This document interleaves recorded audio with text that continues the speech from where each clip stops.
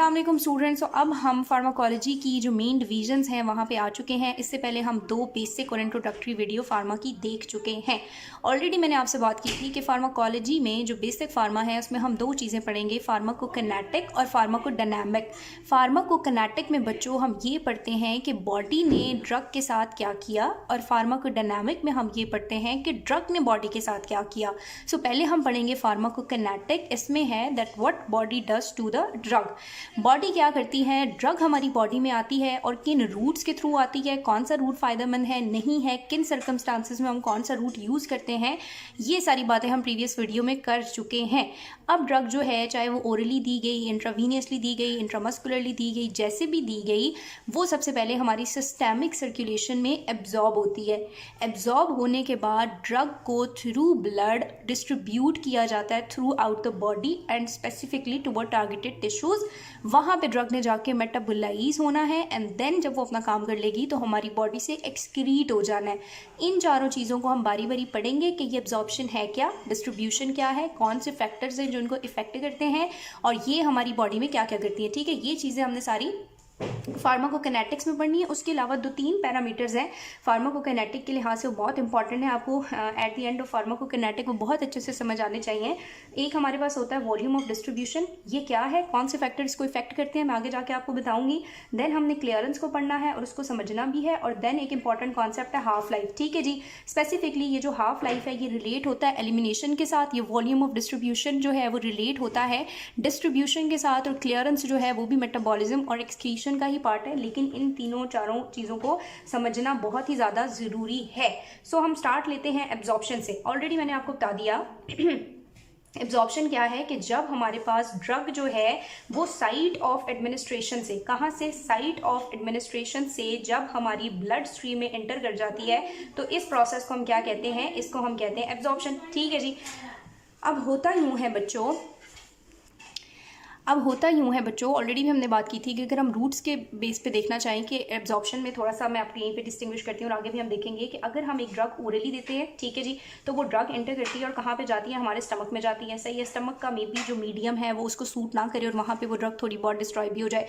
उसके बाद जी है वो इंटेस्टाइन में जाती है और इंटेस्टाइन से वो हमारी पोर्टल सर्कुलेशन में एंटर करती है। पोर्टल सर्कुलेशन से अगेन वो लिवर के पास आती है और लिवर उसको काफ़ी हद तक मेटाबोलाइज कर देता है और इस तरह उसके इफेक्ट को और उसकी पोटेंसी को मजीद रिड्यूस करता है, और लिवर के बाद फिर वो करती है सिस्टेमिक सर्कुलेशन में और इस तरह से एब्जॉर्ब होती है। सो जो एब्जॉर्प्शन है ओरल ड्रग्स की वो स्लो भी होती है, इतनी पोटेंट भी नहीं होती, और एक कॉम्प्लेक्स प्रोसेस भी है। इसके बरक्स अगर हम जैसे इंट्रावीनस इंजेक्शन देते हैं तो उसमें हम डायरेक्टली क्या करते हैं कि ड्रग को इंजेक्ट कर देते हैं वेन के अंदर यानी ब्लड के अंदर, तो उसमें जो एब्जॉर्प्शन है वो 100% होती है। ठीक है, तो भी आपने याद रखना है कि जो रूट्स हैं उनमें जो इंट्रावीनस रूट है उसकी एब्जॉर्प्शन 100% है। बाकी जितने भी रूट्स हैं और स्पेसिफिकली ओरल रूट जो है उसमें से एब्जॉर्प्शन हमारे पास काफ़ी कम होती है।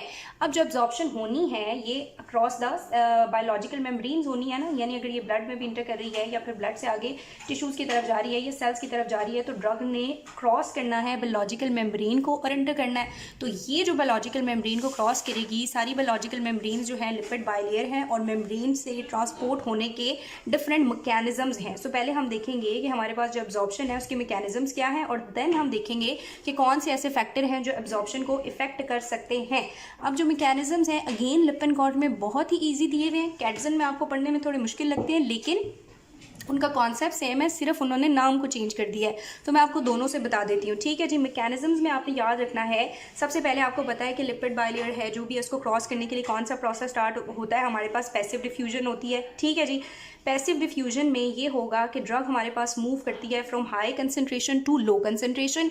इसमें ना तो उसको कैरियर चाहिए होता है, ना एटीपी चाहिए होता है, ना ये प्रोसेस सैचुरेबल है। ठीक है जी, अब इस पैसिव डिफ्यूजन को उसने कैटसन में उसने 2 फॉर्म्स में क्लासीफाई कर दिया है। पैसिव डिफ्यूजन्स की क्या कर दी, आगे 2 क्लासेस बता दी हैं। क्या क्लासेस बता दी हैं, एक उसने बता दिया है कि हमारे पास होती है एक्वियस डिफ्यूजन। क्या होगी, एक्वियस डिफ्यूजन।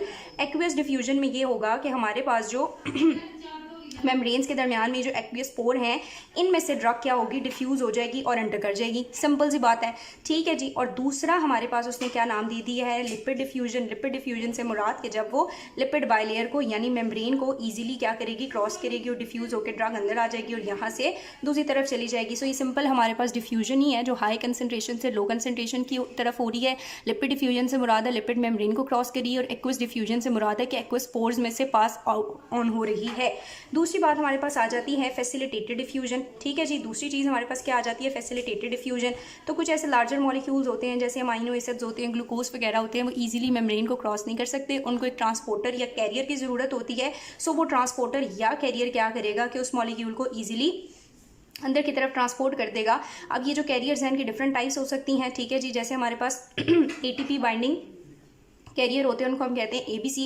इसी तरह हमारे पास मल्टी ड्रग रेजिस्टेंट कैरियर्स भी होते हैं। कैडजिन में इनका एक टेबल दिया हुआ है ट्रांसपोर्टर्स का, 4-5 तरह के वहाँ पे ट्रांसपोर्टर्स बताए हुए हैं जो डिफरेंट तरह की चीज़ों को ट्रांसपोर्ट करेंगे। अब होता ये है कि ये जो फैसिलिटेटेड डिफ्यूजन है, क्योंकि कैरियर मौजूद है, तो अगर यहाँ पर 10, 12, 13, 15 ड्रग्स आ जाएंगे और कैरियर 4-5 हुए तो ये कैरियर बहुत जल्दी सेचुरेट हो जाते हैं। एक तो ये हमारे पास क्या होता है, सेचुरेबल होता है यानी सेचुरेट हो जाते हैं कैरियर। दूसरा ये अलॉन्ग द कंसनट्रेशन ग्रेडियंट ही हो रहा है, from high concentration to low concentration. और तीसरी बात ये है कि इसको इनहिबिट किया जा सकता है। इसको क्या किया जा सकता है, इनहिबिट किया जा सकता है। कुछ ऐसी ड्रग्स आएंगी जो कि इन नेचुरल ट्रांसपोर्टर्स के साथ क्या करेंगी, कंपीट करेंगी और इन कैरियर्स के थ्रू अंदर ट्रांसपोर्ट हो जाएंगी। सो ये जो ट्रांसपोर्ट है इसको इनहिबिट किया जा सकता है। देन थर्ड में हमारे पास आ जाती है एक्टिव ट्रांसपोर्ट। ठीक है, ये सारे हमारे बेसिक कॉन्सेप्ट्स हैं और हमें ऑलरेडी आते भी हैं। ठीक है जी, एक्टिव ट्रांसपोर्ट होती है against the concentration gradient, ATP use होती है और ये बड़ी स्पेसिफिक होती है। और